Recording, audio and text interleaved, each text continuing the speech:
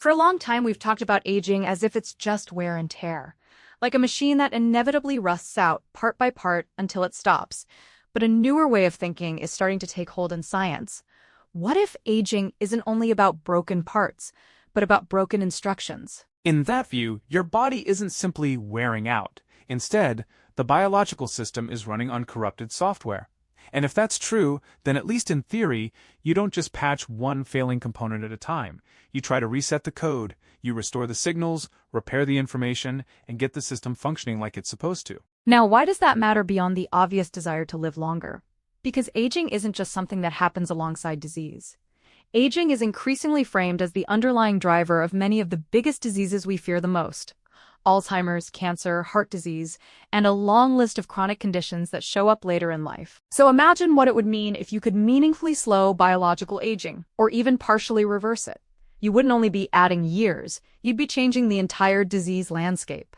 Instead of fighting Alzheimer's once it's advanced, or managing heart disease after decades of decline, you'd be addressing a root cause that makes those illnesses more likely in the first place. That's the health argument. But there's an economic argument hiding right behind it, and it might be just as big. On a societal level, biological decline is expensive. In advanced countries, a huge share of economic activity is tied up in healthcare and in managing chronic disease. And here's a detail that's easy to say quickly but heavy to live through. For many people, the last 5 to 10 years of life are the sick years. Those years tend to be the most medically intense and the most costly. They can wipe out personal savings, they can drain retirement accounts, they can place enormous pressure on caregivers and families.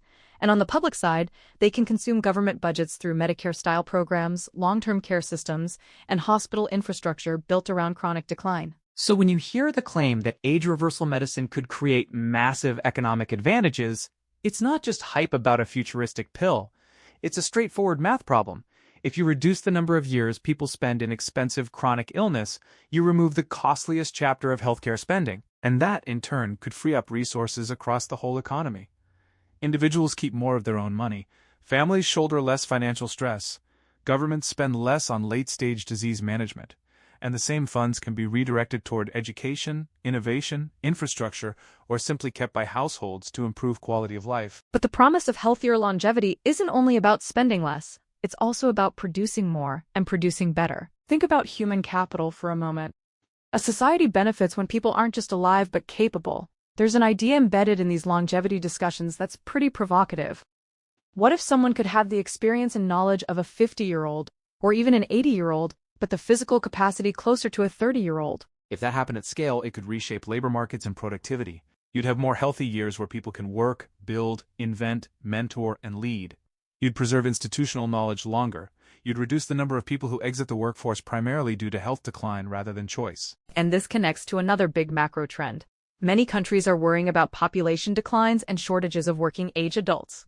If fewer young people are entering the labor force, one solution is to keep older adults healthier and fully capable for longer. In other words, longer health span becomes a strategy for economic resilience. Now zoom back in from nations to individuals, because this is where it gets personal. We often talk about building wealth, growing a portfolio, leaving a legacy. But there's an uncomfortable question underneath all of that. What is a financial legacy worth if you don't have the healthy years to enjoy it? It's one thing to accumulate assets.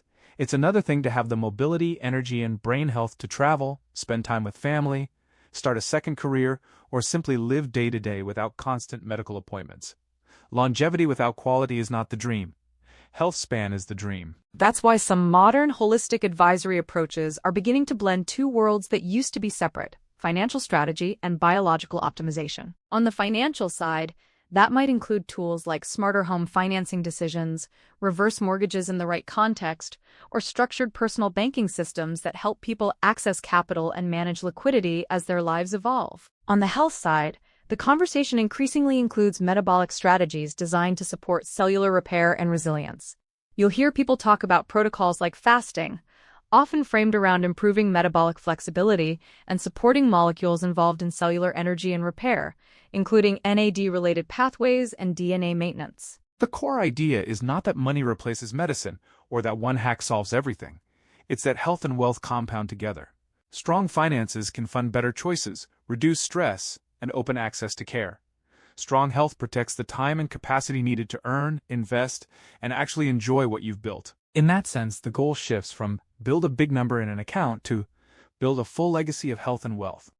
A life where your financial planning isn't separate from your physical future and where longevity is treated as an asset worth protecting. If age reversal therapies become real and widely adopted, the healthcare system itself would have to evolve. Today, so much of medicine is organized around treating individual age-related diseases one by one. One specialist for the heart, another for the brain, another for cancer, another for diabetes. But if aging is the upstream driver, and if you can actually reset aspects of biological age, then the whole model changes. Instead of endlessly managing downstream problems, medicine would lean toward restoring the body's baseline function. More like rebooting a system than chasing symptoms across dozens of categories. And bringing it all together, this is the big takeaway. Biological health and financial systems aren't separate stories. They're one story told at two levels, personal and societal. Personally, better health protects the value of your wealth. Societally, better health reduces the costliest years of care and increases the supply of productive, capable people.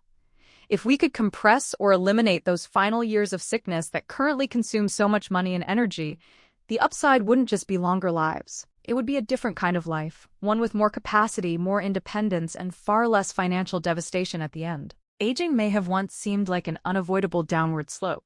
But if the corrupted software idea holds and science learns how to repair and reset that code, we're not just talking about changing medicine.